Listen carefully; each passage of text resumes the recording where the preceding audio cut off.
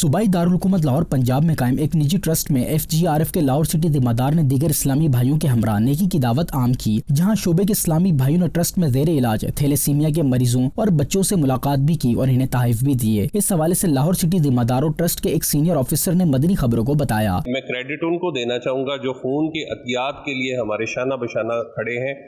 شاہد اتاری بھائی بہت بڑا کام کر رہے ہیں، انہوں نے سینکڑوں خون کے عطیات بڑے مختصر سے وقت میں ابھی تک ہمیں فراہم کر دیے، جو ہمارے لیے ایک بہت بڑا حوصلہ ہے اور تھیلیسیمیا کے ان مریض بچوں کے لیے زندگی کی ایک امید اور ایک کرن ہے۔ اگر ہمیں اپنے ملک کو تھیلیسیمیا فری پاکستان بنانا ہے، یہ بھی ہم ایک مہم چلا رہے ہیں، تو ہمیں اس میں بھی آگے اویئرنیس پیدا کرنی ہے، ہمیں اس کا بھی ایک آگے خیال رکھنا ہے، اور یہ ساری باتیں کرنے کے لیے ہمیں ایک پلیٹ فارم ضروری ہے، اور پلیٹ فارم FGRF کی شکل میں الحمدللہ موجود ہے۔